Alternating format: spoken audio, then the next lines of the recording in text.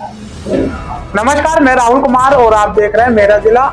उत्तर प्रदेश के जनपद संभल में हम मौजूद हैं और आपको बता दें कि आज अमरोहा में दूसरे चरण का मतदान हुआ है। तो अमरोहा लोकसभा के ठीक नजदीक संभल लोकसभा में हम मौजूद हैं और यहाँ पर तीसरे चरण का मतदान 7 मई को किया जाएगा।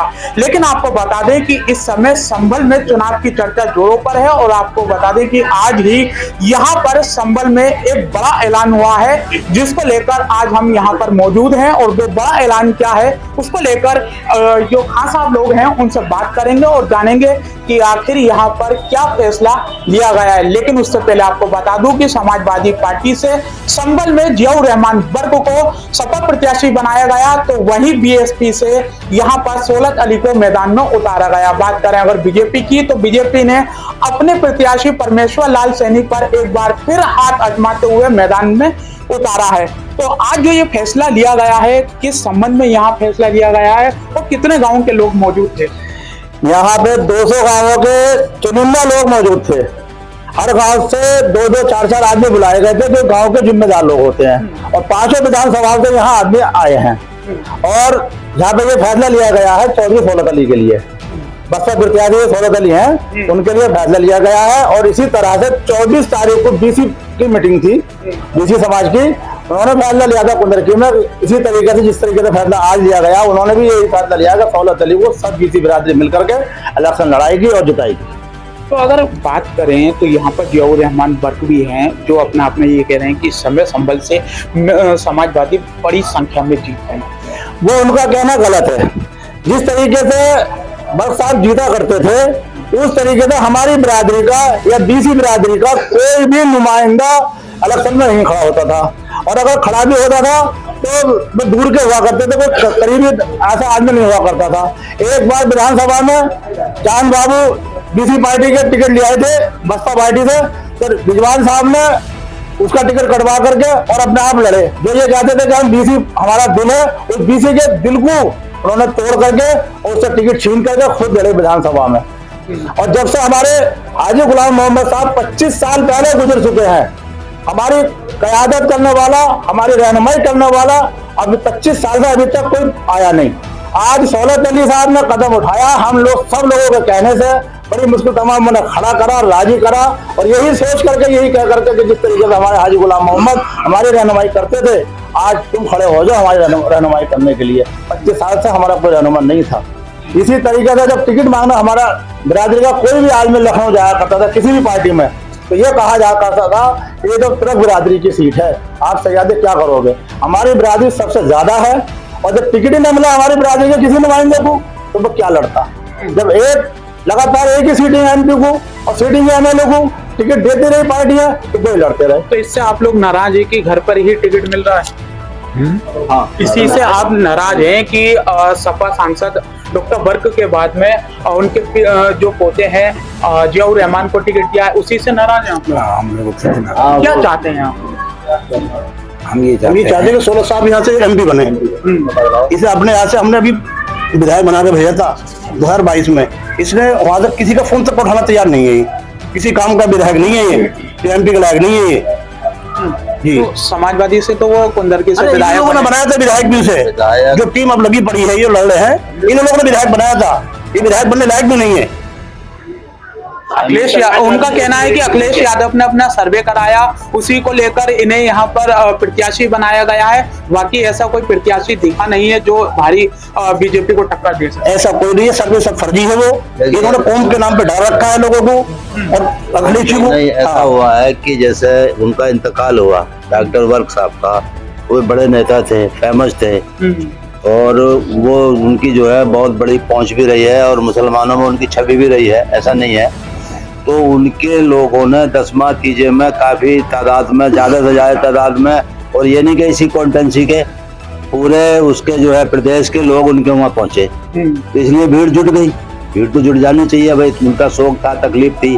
अब हम लोग सारे क्षेत्र के लोग एक तरफ से पहुंचे वर्क साहब के लिए, ना कि जियाउर रहमान के लिए पहुंचे। अब अगर अखिलेश साहब बाबू ने ये देख लिया कि भाई भीड़ ज्यादा जुट रही है, तो वो भीड़ वर्क साहब की थी, जियाउर रहमान साहब की नहीं थी। जियाउर रहमान अब से 2 साल पहले विधायक बने, विधायक बनने के बाद में, क्योंकि ये तो लोग जानते थे कि वो 2 बजे लो 100 में पहले से ही, लेकिन अब उसके बाद में उन्होंने, लोगों ने देखा कि भाई 2 साल देख लिया, विधायक किस लिए होता है कि रास्ते में अगर किसी को कोई परेशानी आई, पुलिस ने मोटरसाइकिल रोकी या कुछ फोन करा, तो उन्हें अगर फोन किसी ने कर दिया तो उन्होंने कभी रिसीव नहीं करा फोन। जब भी करा कुछ 1 घंटे के, 2 घंटे के, 4 घंटे के, जैसे मेरे जैसे आदमी का फोन सीधे रिसीव ना करके वो चाहे 20 मिनट के बाद करें, 1 घंटे के बाद करें, तो आम आदमी का फोन क्या उठा सकते हैं। जबकि मैंने अपने गांव से 2500 वोट दिलवाए, काफी लोगों के घर घर गया, सब कुछ करा, उससे पहले कभी इतना वोट नहीं पड़ा। उसके बाद में जो है उन्होंने मेरे फोन को रिसीव करना बंद कर दिया। अच्छा, सांसद तो बहुत बड़ा क्षेत्र है, इसकी रहनुमाई करना भी एक सही आदमी का काम है, जिम्मेवार आदमी, बड़ा आदमी। वो पहली बार तो इसमें आए हैं राजनीति में, पहली बार डॉक्टर साहब की वजह से विधायक बन गए, क्योंकि लोगों ने जो वोट दिए जियाउर रहमान को नहीं दिए, वो डॉक्टर वर्क को दिए और उन्हें विधायक बनाया, क्योंकि उनकी तमन्ना थी डॉक्टर साहब की, डॉक्टर वर्क साहब की, कि भाई मेरा पोता मेरे सामने एक बार विधायक बन जावे। अल्लाह ने बना दिया, तो वो सब्र करते हैं उसी पे।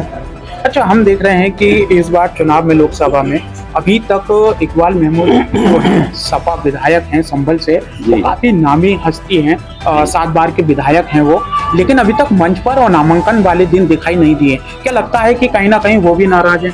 तो अपनी नाराजगी को तो वो जानते होंगे, तो उनका क्या है, वो उन्हें मान सम्मान दे रहे हैं, बुलाना चाहते हैं, अपनी मीटिंगों में नहीं बुलाना चाहते हैं, वो तो उनका आपसी मामला है। एक तरफ आप नाराज हैं और एक तरफ वहाँ नाराजगी देखा जा रहा है, तो बहुत बड़ा लॉस देखने को मिल रहा है समाजवादी। लॉस तो हो गई जब विधायकी में पास ना हो पाए, ये विधायकी में कोई जिम्मेदारी नहीं निभा पाए, तो MP में कैसे निभा पाएंगे।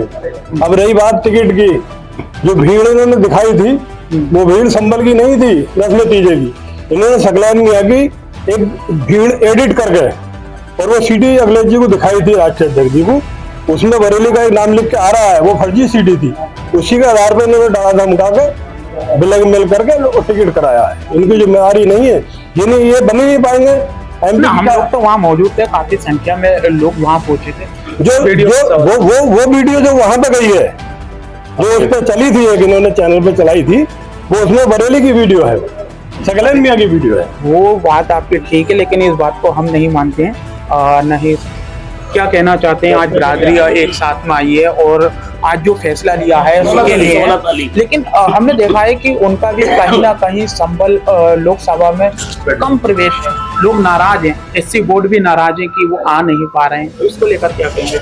वैसे बहुत बढ़िया नेता है, 4 बार उनके बाप विधायक रहे, 1 बार वो विधायक रहे, पढ़े लिखे नेता हैं, और ऐसे नेता को ही MP बनना चाहिए, जैसे सौलत अली। जहाँ तक बताया कि SC बोर्ड भी नाराज है, कोई बोर्ड नाराज है। हमने देखा कि गांव-गांव जा रहे हैं और वो कह रहे हैं कि भाई हम तो संविधान बचाने के लिए वोट कर रहे हैं, ना कि किसी उसके लिए, बहन जी के लिए वोट कर रहे हैं।